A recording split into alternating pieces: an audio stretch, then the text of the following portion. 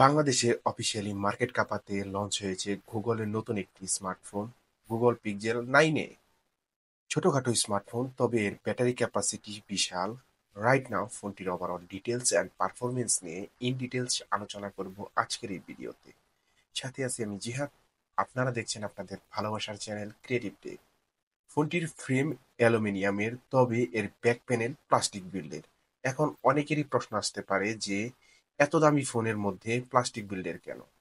তবে ফোনটি হাতে নিলে আপনার একবারের জন্য মনে হবে না যে ফোনটি ব্যাক প্যানেল প্লাস্টিক বিল্ডে, কারণ হাতে নিলে গ্লাস গ্লাস একটা ফিল আসে। দ্যাটস ওয়াই ফোনটি বেশ ছোটখাটো, আর এর ফলে সিঙ্গেল হ্যান্ডে বেশ কমফোর্টলি ব্যবহার করা যায়। ফোনটির থিকনেস 8.9 মিলিমিটার এবং ফোনটির ওয়েট 186 গ্রাম। ফোনটিতে IP68 রেটিং রয়েছে। ফোনটিতে দুটি সিম কার্ড ব্যবহার করতে পারবেন, যাতে আপনারা একটা ফিজিক্যাল সিম এবং একটা ইসিম ব্যবহার করার সুবিধা পাচ্ছেন।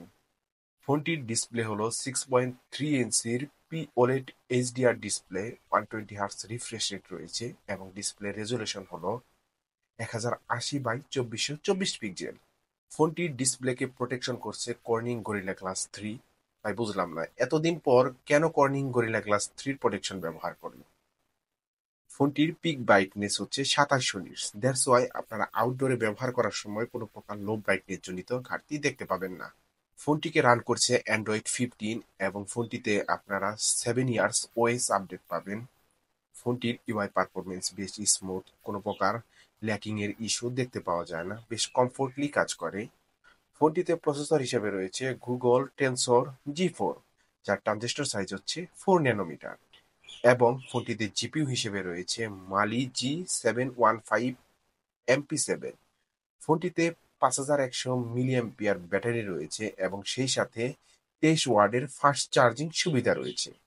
ফোনটি একবার ফুল চার্জ করে আপনারা হেভি ইউজ করলে প্রায় 9 থেকে 9.5 ঘন্টা ব্যাটারি ব্যাকআপ পাবে।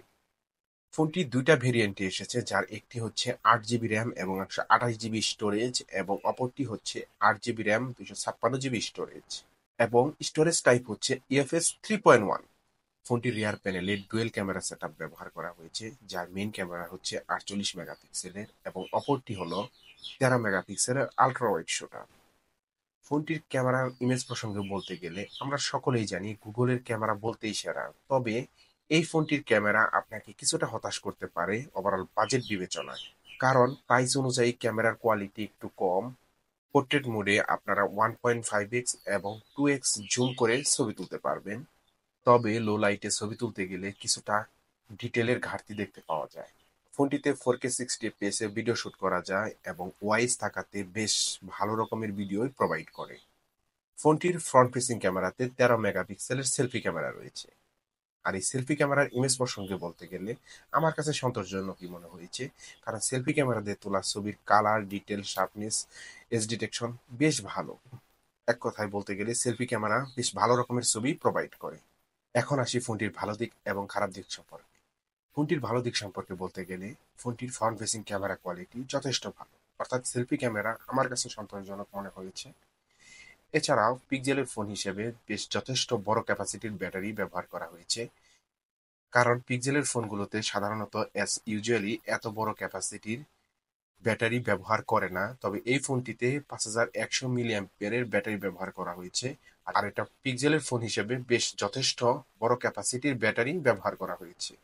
এছাড়াও এআই ফিচার্স রয়েছে এবং 7 বছরের ওএস আপডেট পাওয়া যাবে। এখন আসি ফোনটির খারাপ দিক সম্পর্কে। ফোনটির খারাপ দিক সম্পর্কে বলতে গেলে প্রথমত ফোনটির সামনের বেজেল অনেক বড়, আর এই বড় হওয়াতে ফোনটির সামনের দিক থেকে দেখলে কখনোই মনে হবে না এটা গুগলের ফোন। এক কথায় বলতে গেলে ফোনটিকে 10-15 হাজার টাকার নর্মাল অ্যাজ ইউজুয়াল ফোনের মতোই মনে হবে। এটা যে গুগল পিক্সেলের ফোন তা একবারও সামনে থেকে দেখলে মনে হবে না। এছাড়া প্রসেসরটি অল্প সময়েই গরম হয়ে যায়।